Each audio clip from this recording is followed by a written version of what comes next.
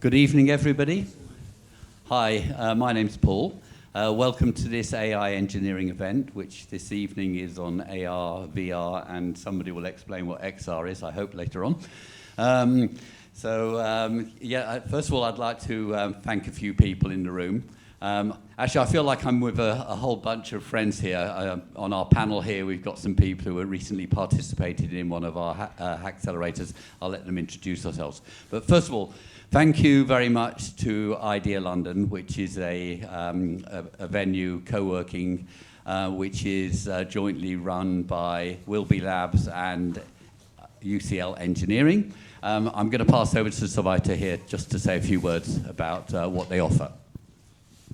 Hello, welcome to Idea London. So we are a space that was created and founded by UCL Engineering. We are home to digital and deep tech and some of London's best startups and entrepreneurs. So if our members get access to hot desks, dedicated desks, and access to UCL Engineering's resources and facilities. So if you'd like to learn more about how to become a member with us, feel free to catch me later on. Thank you very much. And then secondly, I'd like to say a few words on behalf of Vulture. That's VULTR. Actually, you can see the little vultures all around the place. Vulture, a very impressive independent cloud provider. And I stress the independence because one of the problems at the moment with developing AI is you're often developing the AI on the platform of your competitors. And what Vulture are doing is they're being very, very supportive, actually supporting a lot of our initiatives in supporting startups. And they're great supporters of things like open source and the rest of it, because we really want to kind of nurture a small independent startups. We're being helped a lot with Vulture, by Vulture with that. And when I say we, I'd like to draw attention to what I'm doing. It's called kxsb.org, and I always have to explain KX is King's Cross, SB is sandbox.org, and this is a platform really for pre-competitive collaboration. So it's a platform that you can join. It's a not-for-profit. And the idea is you join the platform, and then we run initiatives off this. Sorry, I'm probably speaking a bit close to my microphone. We run initiatives off this, and we've recently run a London, Paris, Berlin multimodal creative AI accelerator. It was hugely successful. We had hundreds of participants, and we ran this in both London, Paris, and Berlin. And some of the winners are on the panel here. Again, I'll let them introduce themselves in a moment. And in follow-up to that, the next big accelerator that we're going to run in the autumn is going to be around agents and robotics. And I think it's going to be equally impressive. We're going to be well-sponsored. We're going to be playing around with agents and actual robotics to create solutions. There'll be prizes, and like some of these guys here, they won both GPUs and prize money. In preparation for that, the next event here is going to be on the 4th of September. And so we're going to have a kind of pre-event around agents and robotics. So if you're in this room, then we'll be explaining what we're going to do, how this is going to run. And so look out for that. But kxsb.org is the platform to join to find out everything we're doing. And we do all sorts of things to help the community. Anyway, straight on to my panel here. So thanks very much to everybody. If you could just take a couple of minutes to introduce each yourselves and say a little bit about what you're doing and what kind of excites you. Akena. Start from here. Rasmus, sorry. Give it to the guy without the microphone. All right. Hi, I'm Rasmus Ekvist. Little short intro about myself. I'm an EdTech founder, so my day-to-day job, I do not really work within the XR space. But for the past 4 years, I've been advising both UK and Swedish government on emerging tech, starting when I first was a consultant for Dow Jones in an emerging tech section. So I worked on everything from the UK AI white paper all the way to some regulatory aspects of AI in education, XR, etc., etc., etc. So I'm very happy to be here and looking forward to talk about extended reality XR. I did a panel 2 years ago with Ernst & Young and Microsoft where we had a little debate about the definition of XR. One person said it's a combination of AI, VR, AR, and blockchain. What would be the definition of XR? I don't know, hopefully we're not going to debate that today, the inclusion of blockchain in that, but we'll get some second opinion. All right, I'll pass it along. Thanks very much for the invitation and welcome everyone. So my name is Marianne Obrist. I'm professor of multisensory interfaces at UCL in the computer science department. As I heard, most likely an alien in the room, unless are there many other academics here? Okay, I'm not the only alien. Welcome. So I'm based in UCL, so what I'm doing is not particular XR uniquely, but I'm working on everything which is beyond the audiovisual ecosystem. So I look at touch, taste, and smell. Yes, I use audiovisual to integrate the other modalities, but what I'm really interested in is to create kind of new multisensory experiences by considering not just what we see and hear, but also what we can touch, smell, and maybe even taste. And we did studies in VR where we had people eat things and change their environment to see how that affects their eating and flavor perception. But we also did fabric touch experiences in digital environments and used VR mostly as an environment where you can hide all the different prototypes which you have to build when you're going beyond audiovisual, because they are not as neat as headphones or neat as screens, but you have to build something that stimulates your sense of touch or even your nose. And if you want to know more about taste, yes, we have a solution there as well. And it's not a tube in your mouth. So that is one part, and that's one kind of my main job, really. But at my other job, I'm also a co-founder of a university spin-out, Hint Labs Limited, which commercializes digital scent technology. And one of the early integrations of scent was in immersive environments, because the artists, the creators, they were really interested to push the boundaries of what we can do. So we worked with New Reality in New York to create kind of an immersive experience of becoming a tree, for example. So you're actually seeing your hands as branches, you grow into a tall tree, and we integrated elements of scent, wind, temperature as well alongside everything else. But one of the key areas I'm working on in the last few years is also well-being and health, so digital health and how that can integrate with multisensory experiences. So that was a long introduction to say that there are different hats. Thanks, Marianne. And later on we'll ask you about tree hugging, because it seems to bring everything into one.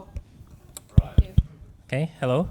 My name is Brian Yap. I am a software engineer by day and the co-founder of Amata World by night. We do consulting mostly on immersive tech and AI as well. On top of that, I'm also the co-host of the Amata World podcast, where we talk about emerging tech, including immersive and AI as well.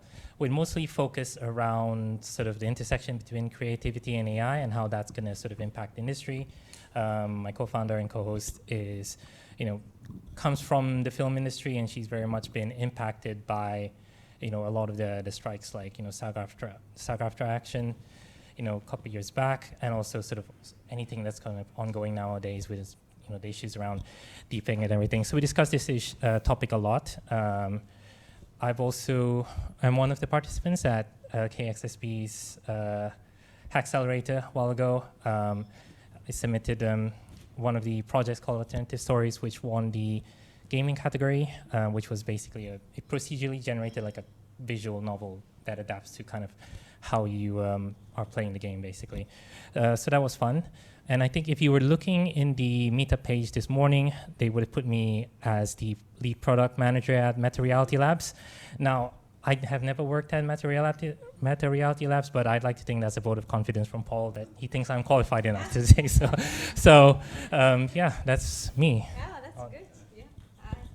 Hi, my name is Akane. I'm a Japanese artist, a new media artist based in London with a background of motion graphics. But now I create interactive art installation, incorporating AI system into it. And earlier he talked about KXSB competition, and I won one of the categories, and luckily I got AMD graphics card together with cash and lots of credits for like Luma AI and voucher, cloud computing. And so it was applying for it the next time they opened up the competition. It's really good fun. So, but yeah, that's me. Okay. Thanks, Akena, and thanks for giving us some good promotion there. And as Brian says, you only have to join one of our panels and you get instant promotion within the Meta organization. So what more can you say, really? I think we all noticed that AR, VR, XR has its ups and downs, doesn't it? I mean, am I wrong in that? I'd noticed that a couple of years ago, Meta was saying it was the biggest thing. They were investing all their money in it and everything else. And then we're in a slightly different situation. But I really just wanted to get each of yours assessment as to, where are we? I mean, we're not at rock bottom crypto winter type of stage. How did it feel to you actually to be working in this field at the moment? Well, I can, in my day-to-day job as an EdTech founder, I can't really speak about that. But I am also a board member of UNICEF Sweden. And in UNICEF, we had, from our venture fund, which we launched about a decade ago almost, and we did a huge investment into 13 different startups within the VR, AR space around 2017-ish, 2019. And it's interesting that UNICEF globally, if you look at our website, we haven't posted anything about VR or immersive realities really since 2019, which kind of gives you a sense of how stagnant it's been when it comes to when it really comes to how people perceive it. And speaking of the virtual labs on Meta, which you don't work, they had a massive layoff in April, which kind of points towards how the markets are receiving it, and most people think it's sort of a holding point for the coming 3 to 4 years, but slowly, steadily growing. You see a compound annual growth rate at around 4 to 7%, depending on who you're looking towards. But I would say it's not going down. It's more of like a steady, slow up go. And I think that might be even good for the ecosystem, that it's not really explosively going upwards. It's hurting the startups. They're not really getting the funding that might be beneficial from a boom, let's say from the AI space, where they get all the VC capital. But the big companies are still really investing into the R&D sections. So I think that's driving a lot of the innovation at this moment. Thanks. Mariana, from a research sort of angle, how much do these cycles affect what you're doing? I think I think the research really benefited from the improvement, because I see it less as cycles up and downs, but to me, the last decade, it was very much improving, because if I just look at it, what kind of tools I'm getting for the research I'm doing, headsets get lighter, integration becomes easier, software tools are built, they are much more kind of accessible for what we try to achieve. So in my opinion, it actually allows us to do a lot of the research inside the academic lab. But if you look outside, yes, the uptake isn't that great. But then if you look back, Sutherland in the 40s or 50s, where you have this big kind of hardware. Hardware is always the biggest problem, because you don't want to sit there with this heavy kind of headsets. But I think they have improved a lot over the decades. And I think it's just whoever cracks the hardware problem is going to really open up the market. But yeah, for us, in a research context, I would say, yeah, it really improved rather than it was waves. It's just too expensive. Thanks. And Ken, are you using headsets in terms, and Yeah. do you think of what you do as AR, VR? Well, I was using AR. Well, sometimes I still use AR, but I think again AR is kind of not dying down. But for example, I think Instagram, they had something called Spark AR. I think that was actually basically money came from Meta, right? But they closed off, so they finished the service back in January this year, I think. So that means probably people are not using AR that much, I thought. And as for VR, I had a headset before. I did try, but then after all, as you said, it's you don't want to wear it for a longer time. I bought all other accessories to make it as light as possible, although it's getting lighter, but still it's quite cumbersome to wear it for long hours. So although it's amazing while you're using it, but I think it might be still not niche, but still there's a hurdle to go over to assimilate into the wider audience, I think. Thanks. Brian? Yeah, I can try and offer a slightly different take on that as well. So I think, there was quite a big hype during sort of the COVID times when Meta was making this great big push for sort of the Metaverse and trying to push everyone to live online. And I feel like, because of COVID, that accelerated sort of technology in that space. But I think everyone kind of focused too much on VR without realizing how unsustainable it might be moving forward when you start to be able to socially interact again. Because there's a lot of issues with the VR tech that I believe they're still working towards, and I think they're making lots of good progress on that side. For example, Meta, even though they've sort of closed Spark AR as an initiative for Instagram, they are trying to focus more of their efforts onto their Quest line of products. If you look at some of, I know we'll talk about funding later, but if you look at some of the sort of funding programs that they offer, it used to be historically gaming focused in the past few years, but now they're trying to expand and create funding programs specifically for lifestyle apps, what they call lifestyle, so anything to do with health, like encouraging exercise, anything practical with sort of art and cooking lessons or things like that. So they're trying to break into this space, and I think one of the products that they are doing very well with is their Ray-Ban glasses. So that's really essentially started to, even though it's not really a fully functional, it doesn't have a display, it's just it has a camera and you can kind of talk to it. AI can does kind of work a little bit on it. It's still got a lot more sort of traction in the consumer market, and I think people are starting to realize that is the form factor that you need to pursue. So I feel like the past few years has been a learning experience for big tech. They've been investing into sort of this full VR headset, and they're realizing that actually people want glasses. I mean, it's not their fault. Technology hasn't quite gotten to the point where you can have a very good display that's kind of replacing your standard day-to-day glasses. But I feel like we're getting to that point. Apple is, is looking at producing an AR glass of its own. Google is releasing their own competitor to the Vision Pro, along with Samsung sometime next year, I believe. And they're also looking at expanding the operating system to support glasses as well. So I believe there's a lot of developments in this space. I mean, there's plenty of other companies that are doing. Snapchat has their own spectacle glasses that's pretty good. There's a lot of models that's coming from China as well that are doing some really impressive things with the display. Not to mention Meta has, I think its showcase, what was it called? It has its own their own glass version with display. and I believe Orion, yes. So that prototype was showcased, I think, last year?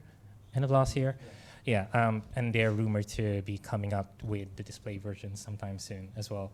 So yeah, I think it's an interesting time to be in this space, and I feel like hardware is catching up to the point where it's becoming more accessible to the everyday people. Marianne, are you seeing like specialist devices for your, for the senses that you're looking at? Are there new products coming out on the market that address those, or are you having to invent them in the lab, as it were? You mean the different sensory modalities? Yeah, I guess different sensory modalities.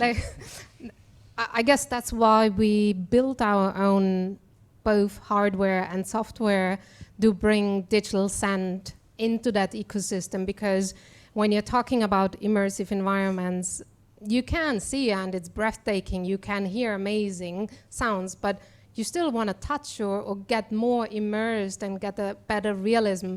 And to achieve that, you have to consider other modalities.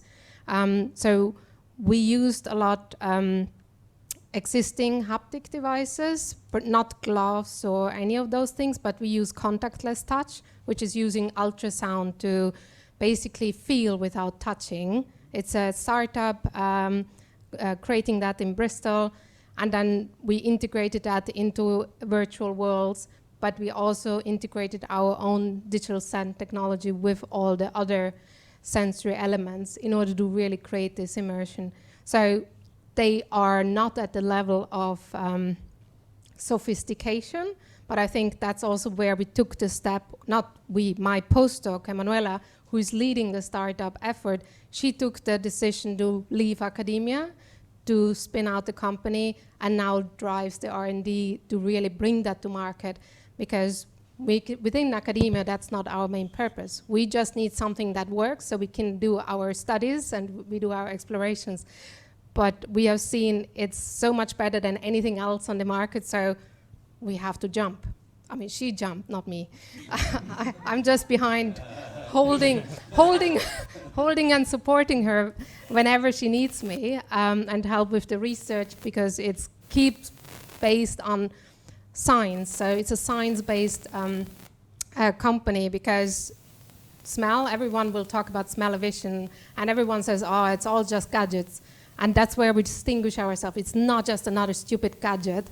It's an actual, really scientifically validated technology, which hopefully in the future will be integrated. But as I said before, headsets, the hardware is the challenge. And we miniaturized it from table size to a small coffee machine, an espresso machine type of form factor, but it's not quite there. There's much more to be done. Great, thanks. Okay, you were trying to say something. Yeah, because so I went to see this exhibition at V&A Digital Week last year, where I tried out this VR, some art experience. But the problem at the moment is that when I did it, there are only 3 people could do it at the time, because you have to wear not just the headset, but also we have to carry some big bag as well. And then so because there are only 3 people could experience at the time, you have to put your name down on a waiting list. Waiting list was about 1 hour or something, and then but also they had to put a lot of warnings or some health warning. If you have a problem with this and that, we are not responsible for this and that. So that scares you to try it out as well, right? That's how it is at the moment. But because of we have like brilliant scientists behind, working hard behind the scene. So in the future, I think that hurdle would be removed and much more accessible for people to use, I guess. Thanks. Rasmus, this is an AI engineering event, so we're really very interested about AI. And I guess the question is, how is AI affecting the, where is the interaction between AI and AR, VR, XR?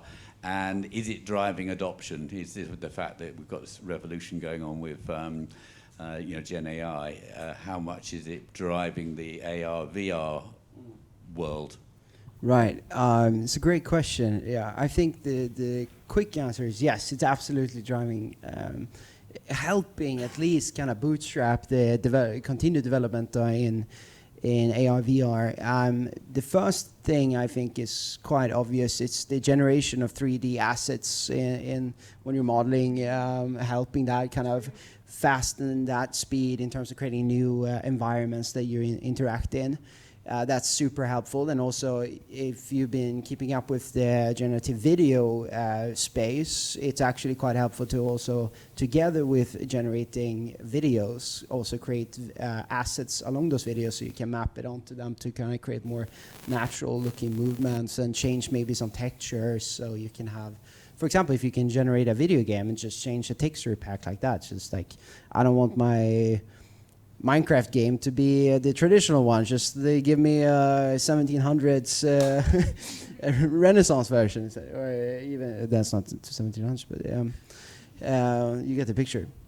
And otherwise, I think also in the gaming industry, we have the NPC avatars that you can interact with more proficiently. This started happening even during the last hype cycle in 2021, where people would in different metaverses, for example, in Decentraland, people would create, and companies would have their own spaces within the space, and they would have NPCs being able to answer questions about their companies, so people could go in and ask questions. I think some of the big four also do this in their onboarding experiences. Like I know Ernst & Young has their bootcamp thingy, which is also a VR experience. Where they also integrate AI. So those are the first things I think about. I don't know. I think Brian, if you want to add to that. Yeah, Brian. Yeah, I've got. I think what you said is absolutely true. I think not a lot of people underestimate the nuance of being able to generate 3D assets, because it's quite easy for people to generate 2D assets. Everyone knows how to work a pen and paper. You can color things. It's not easy, but it's kind of quite intuitive. 3D assets, no one really knows how to start. So in a way, AI is democratizing that technology, making it more accessible. I think the other thing I'd like to add as well is how much more intuitive it'll make it to work with the hardware. Because I think we talk a lot about the hardware as in maybe improving the processing power, making it more realistic, etc. But we don't often talk about sort of the experience of using the headset. So one of the things that Google and Samsung is trying to do with their headset that's coming out sometime next year, end of this year, is just embedding Gemini as a core part of the experience. So being able to intuitively talk to your headset, ask it to, it has the ability to navigate apps for you. It can sort of, you can tell it to sort of, change your scenery, modify, things you're looking at. You can even ask it, what are you looking at right now? Like, what can you do a little Google search with it? So Google is very good at, doing image search. You can combine that with Google's sort of circle search. I don't know if anyone has an Android phone. You can do the circle to search thing. It's really cool. You can now do that with what you're looking at in front of you. So that's going to be quite a game-changing experience. And I think Apple is lagging behind on that. They've got the great hardware to do it, but they don't have the same AI capabilities. I think they're planning to announce sort of an AI overhaul with Vision OS 3, or is it 30, or whatever the new naming scheme is. So the third generation of the Vision OS, they plan to do a big AI overhaul. But right now they're still in like 2.5, and they're going on to 2.6, which is more of a just an incremental update to some of the experience. But like AI is going to play a big part in how you interact with these devices, and that's probably why Meta's Ray-Ban glasses is so successful, because you can just talk to it. You don't need a display. You don't need to sort of touch and control in weird ways. So yeah, I think it's going to be... Also, with Qualcomm's Snapdragon chips, it's really powering the hardware side of things to be able to talk with models, to have them in your glasses. Snapchat is also rumored to next year re-release their old their glasses. Do you have any insights on that? I mean, it's always been just a developer preview. Like the glasses was never meant for consumers. It's always just been released to developers, specifically because they don't want to say like these are not what things you want to wear outside. But we want developers to get early access so they can start developing apps. So when the consumer grade device comes out, they already have a library of apps to work with. So Google and Apple have an advantage because they can kind of lean on the App Store and like the Play Store. They have a whole host of apps. Like, VisionOS came out with full support for, I mean, not full support, but with support for most apps coming from the App Store. So you can already kind of be productive when you're, using the device. The Quest had the problem of trying to get like all these people to start developing apps for it, but they were kind of first to the market, so people just developed. They had to go through that sort of process to develop it, but it's not going to be high quality stuff. And Google's trying to follow the same approach with leveraging sort of the Play Store and all the apps that's kind of available there. So I see Snapchat's approach as a way to sort of kickstart their sort of library of apps as well by releasing developer previews early. But yeah, I imagine the next iteration will probably be consumer grade, where you can just wear it, and it's a lot more lightweight and doesn't sort of bulge out, strange way. Thanks, Brian. We've got a few more questions in reserve, but actually I'd like to just see, with show of hands, anybody got any questions at the moment? Yes, let's take a question. But you have to use the mic so you get on the recording. I'm keen on immersive tech, your different modalities, Mariana. How far do you think that the roadmap is before they start to be being discussed in panels like we're talking about AR and VR here, and when it's going to hit commercial users? I mean, what's the length till we're thinking about how we're going to be smelling, or Ray-Ban's scent distribution hardware? I guess I should have brought our business developer from Hind, because I'm not the person who can answer that question. There is a roadmap. We have an existing CE marked, CC marked device. We don't sell it on Amazon or anywhere, but we work with selected clients because we're looking for partnerships in order to really integrate it well with existing ecosystems in the well-being and healthcare market. And we have a particular focus on sleep. So we won our Innovate UK investor partnership, which is public funded and co-funded by our investors, where we particularly demonstrate the scientific effectiveness of the integration of digital scent, personalized for you, in order to help improve your sleep. And we just finished that testing in a clinic, in a sleep clinic, and hopefully we can soon share some more details as we go into fundraising. Well, Emanuela. And so there is in the next, we hope, 2-3 years, there is a product which then people can benefit to improve their sleep. But there are parallel roadmaps where we explore other markets as well. And it all depends really how we best invest the existing resources, because we are a small team, in order to really kind of drive it in a way that we never lose that kind of scientific underpinning, which really distinguishes us so much from any others who tried and failed, because they at some point lose to kind of show why you do what you do. So it doesn't quite answer you, but hopefully in the next 5-10 years, everyone has a Hint device at home. Mariam, I'm sorry, I've got to ask the really dumb question. Digital scent, does it release a real scent, or is it a purely digital? No, it's real. It's real. It's real scent, but it's triggered. It's digitally controlled, and it releases real scent, and you can replicate it and repeat it, so that people have the same experience. That's probably a good thing, because I think digital scent might not be such a good idea. But well, if you put the kind of implants in your nose, they... That's where I was going, yeah. Okay. Hi, Mariana, I've got a question for you. It's again, sorry to use. It's regarding haptic sensors, because I use Ultraleap, and because when you said Bristol, I was thinking of vision is one thing, vision is one experience, but when you actually use haptics, you actually can feel and touch like a piano. You can actually know how far you're going. Now, does that actually integrate with some of the new technologies that are coming out? Because that's still missing when you use a VR. You don't really have that sense, and it's really missing. Do you get where I'm going?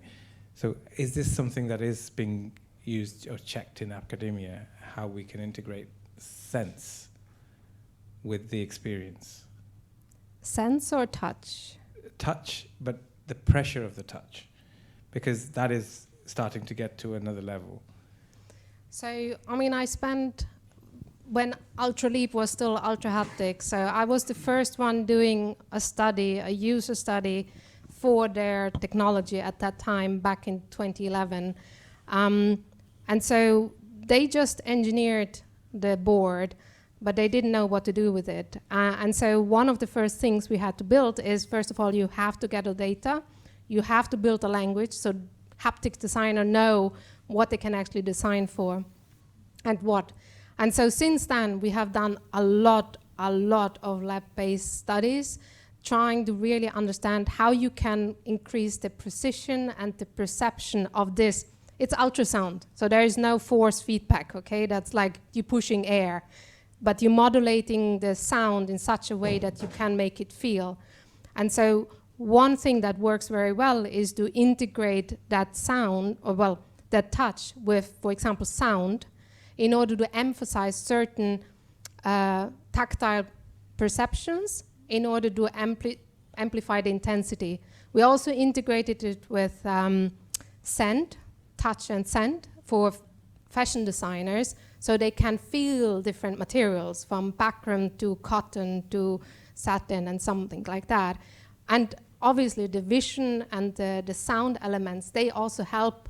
The whole sensory, multisensory integration is what ultimately is powerful if you find that right combination, depending on the use case and the application you're working on.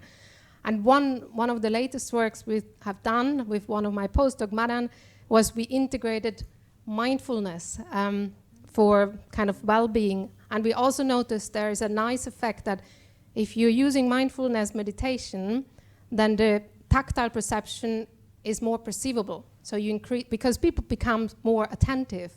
And so there's a really interesting now, we did both ways. On one hand, to increase the perception for mindfulness and see how touch helps being mindful, because we're always very much stressed and calming down people and so on. So the whole well-being area. So I don't really answer your question, but we did a lot of studies to really integrate different sensory elements to improve the perceived intensity or other different features for that particularly sound-based stimulation for touch, ultrasound. Great, thanks for that. Can I just have a quick show of hands? I mean, who's actually working in this area of AR, VR at the moment, or researching it? So there's quite a few hands at the back. I think it's probably worth me then asking the question about funding. First of all, in research, I mean, is funding available for this sort of work? I think there is quite a lot of funding for immersive technologies. And if anyone looking right now, and you're looking outside the UK, the European Union has just launched one of the biggest Horizon Europe funds as well, where you have this 5 to 7 million pots where they just look at virtual worlds and core technologies, where they particularly integrate and want the integration of new modalities to create more immersive, realistic experiences. I mean, the deadline is 2nd of October, so it's quite soon. Good tip, though. But I think there are more of those little pots and bigger pots available. But funding generally is tight, so. Well, I was going to ask Brian about you've probably got a better view of sort of startup funding in this area. Yeah, I think if you're in the UK, I feel like there is plenty of options. I think I know that area quite well. The UK Innovate Fund, I think they have a sort of dedicated pot just for anything that's related to sort of immersive tech, creative tech. I think it comes under the Creative UK sort of umbrella of funding. So there's quite a lot of money going to that side. I think the UK government is sort of trying to put aside, a couple of million just for sort of these type of applications, anything that tries pushes it towards sort of intersection of creativity and technology, which usually means immersive tech. What else? I think for, I kind of talked about how Meta is, has its own sort of funding group, and it's sort of trying to push different types of applications. Obviously, building with the Quest headset, but I imagine it is something that could eventually open up to sort of like the Ray-Ban glasses or whatever kind of model is coming up next.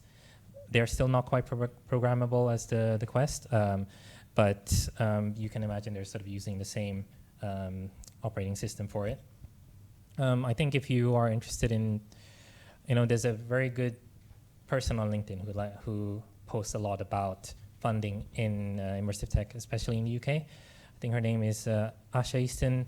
I don't know if she still works, because she used to work for like a Digital Catapult, Immersive Tech UK, and she regularly releases like every week a kind of roundup of all the different funding opportunities that kind of relates to immersive tech and immersive tech funding in the UK. So that's a good person to look for. She's very well known in sort of the immersive tech industry in the UK.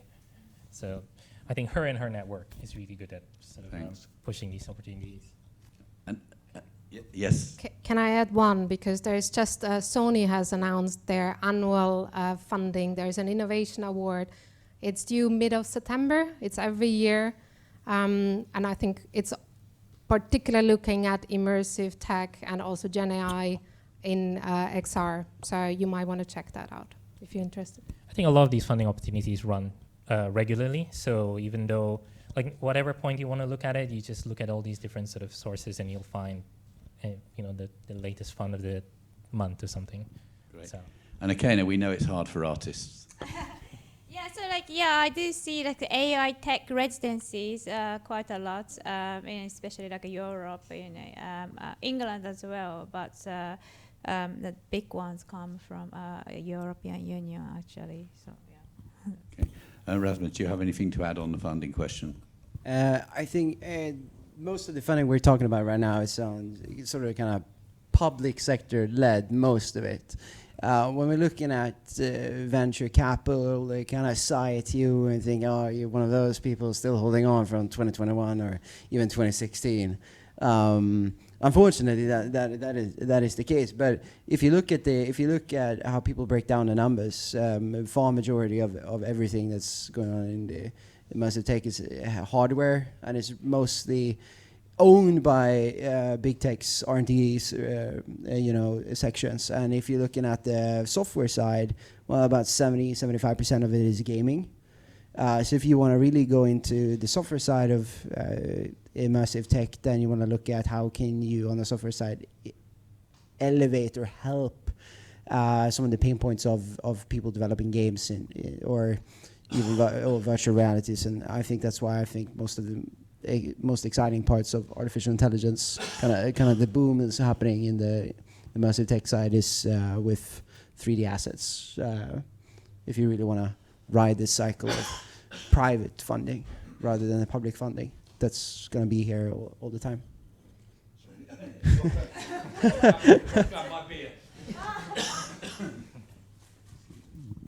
Hello guys, kind of a random off-the-side question. I'm an actor, and obviously it was interesting hearing you talking about NPCs and gaming and how that's moving with AI and stuff like that. It's actually quite cool, I think, because I love gaming as well. But as a as a professional, how do actors stay in the loop with the new developments of models, of like NPC voices and stuff like that? Where are the best spaces to kind of work with AI developers on these new projects? Who wants to start? Are we not needed anymore? getting properly disrupted. Okay, there's a lot of takes you can take on this. Okay, I'll do my own personal one. There's always a back push against new technology, so there's always going to be people that appreciate human nature and appreciate something that's human made. In the same way, there are people that absolutely hate digital art, and the people that really absolutely love it. You know, there are two sides of the coin. It's going to be the same thing with generative movies as well, with generative artists, and there are going to be subcategories, I think, of people that have used paid actors for IP, of taking their faces and their personalities to kind of create this kind of movie. Pragmatically speaking, I would look at every single startup that is using avatars to create kind of videos. So Synthesia, if you're here in the UK, for example, or the other ones, look at I think new outreaching of I think for actors is going to be to sell their IP towards the people that generate the different kind of type of avatars. And you as an actor might not even become a movie actor; you might become a commercial, like a TV commercial actor, or like your IP is going to be used somewhere else that you might not think of immediately, but that's one thing. I think if you do have talent or an interesting face or an interesting voice, that's going to be nice to utilize, because what we have right now, the problem with most generated people and voices is very general. It doesn't have a lot of character, and we want to diversify it. A lot of people are, when they're creating generated content, they want to look for something different, a different voice. And we're all tired of the same TikTok voice that are being used for text-to-speech, or the same type of faces being used by these companies. You want to look at something different, and I think there's an economy that's going to be coming out of that. Any more questions? Can I give an answer? Just a different take on the question. So I don't know what your future will look like. I don't have that glass ball to look into. But I always think is, if you look back into history, humanity is very good in reinventing themselves. I mean, there were silent movies, then we had color movies, then we had all kind of stuff, right? So there's a whole evolution. It's not that suddenly, certain jobs will disappear, but new ones will appear. And I think it's about like looking for what are those new opportunities. And maybe you're the first actor who actually is part of a movie that starts with a scent track. And you're not visually seen, or it's the scent of you who is going to okay, I'm just like, okay. I did not have any alcohol yet, okay? But I just reimagine, speculate about what the future could be. We are so much into boxes, but I mean, if you're trying to get outside of the box and just freely think, what would be a cool thing to do? I always thought, I would like to have Spielberg to make the first movie with my scent tech. I was like, how would that look like? And I think that's still a dream. I still think that there is a great opportunity where you don't make the sensory modalities, which are not vision or sound, not an add-on, but they're not an afterthought, but they are actually thought of when you're making new content. And AI might be a super hype at the moment, but AI does not have sensory modalities. I mean, we might put some sensors, image sensors and sound sensor, whatever kind of sensors on it, but it does not have the human capabilities to create sensory experiences. And especially when you look beyond audiovisual, we do not have the data. We don't have the data sets. We have lots of images. You can train the machine if this is a cat or a dog, but can you tell it if it's a nice lemony floral or if it's a poo smell we heard earlier on? Sorry, not here, but in another private conversation. No one got pooed at. But so it's kind of like those kind of things to just reimagine what the future could be like. And sometimes it's useful to look back in history.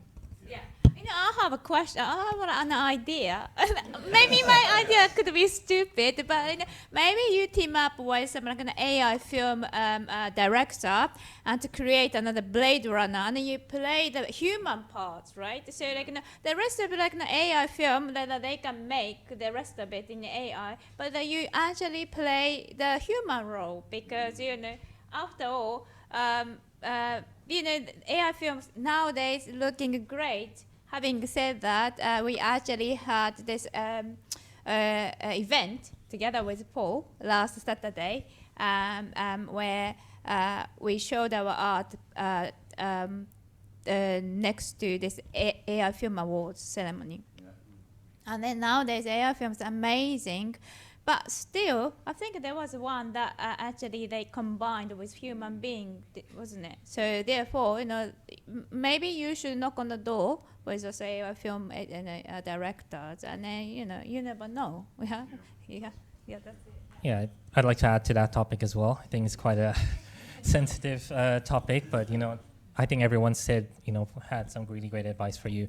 But another thing I'd add to that perhaps is try and lean into sort of the human element a bit more. So you're never going to be able to compete with AI if they're going to just be, if you're competing to be an NPC, because, whatever the case, and AI is going to eventually do really well at creating really good NPCs. Or for example, if you were sort of like playing a pirate game or something, do you want to, have the introduction to the pirate game by this AI-generated NPC, or do you want a character to be representing like Johnny Depp or something? Jack Sparrow coming in. So I feel like, you're obviously not Jack Sparrow, but I like to think there is a middle ground between sort of an AI-generated NPC and sort of someone of that caliber, where you can add sort of your own touch to it, your own personality. And I think some areas, for example, like if you hear of immersive theater, anything by Punch Drunk Productions, that's a really great way where they incorporate actors to be interactive as part of the sort of experience. And I feel like that could be, an area that, we might eventually start moving towards, especially with AR, VR, and more 3D interactive content. I feel like that, could be an area that could grow. Yeah. That was obviously a very good question, actually. We got a lot of answer. I think we've got time for one more question. I can see somebody there. Thank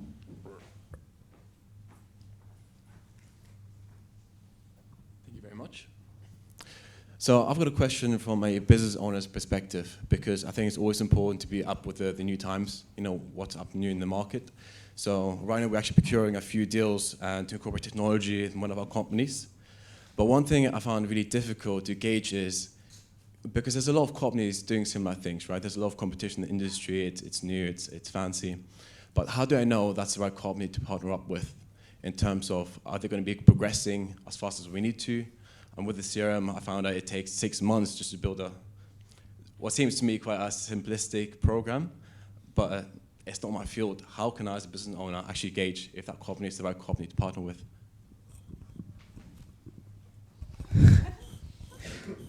So, okay, what do you always start with? Not financial advice, NFA. But I